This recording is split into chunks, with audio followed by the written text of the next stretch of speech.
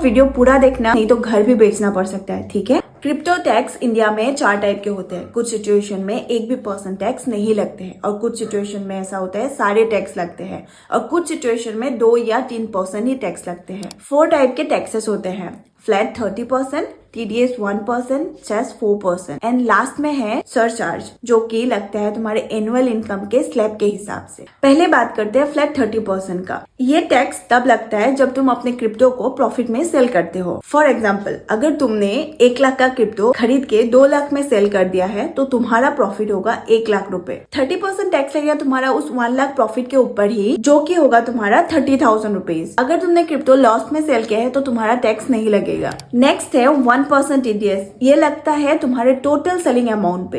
पहला ही एग्जांपल अगर लूं तो तुमने टोटल 2 लाख का क्रिप्टो सेल किया है, 2 लाख का 1% TDS होगा 2,000 रुपीज। क्रिप्टो बाय करने पे तुम्हारा TDS नहीं लगता है, सिर्फ सेल करने पे TDS लगता है। इंडियन एक्सचेंजेस जैसे CoinDCX वो तुम्हारा ऑटोमेटिकली TDS कट कर लेते हैं, उसमें तुम्हें कुछ भी करने की जरूरत नहीं है। लेकिन फॉरेन एक्सचेंजेस जैसे बाइनेंस में तुम्हारा TDS ऑटोमेटिकली कट नहीं होते, तो उस टाइम पे तुम्हें खुद TDS पे करना पड़ेगा। टैक्स देते टाइम उसमें भी कुछ ऐसे सिचुएशंस होते हैं जिसमें तुम्हें TDS देने की जरूरत भी नहीं पड़ते हैं।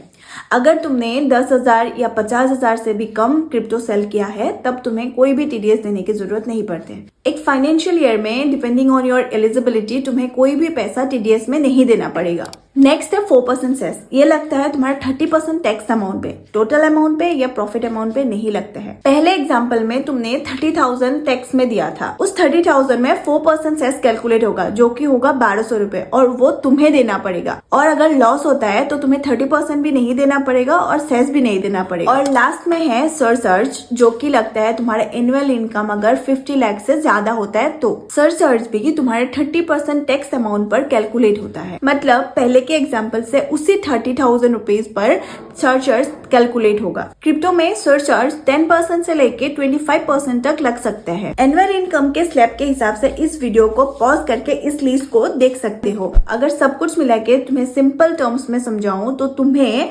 30% से लेके 39% तक तुम्हें अपने प्रॉफिट के, क्रिप्टो के प्रॉफिट के ऊपर टैक्स देना पड़ सकता है। सिर्फ ये याद रखना, अगर तुम क्रिप्टो खरीद रहे हो तो तुम्हें कोई टैक्स देने की जरूरत नहीं पड़ेगा, सिर्फ सेल करने पर ही तुम्हें टैक्स देना पड़ेगा। सो ऐसे ही इन्फॉर्मेटिव वीडियोस देखने के लिए मुझे फॉलो करो। Bye bye.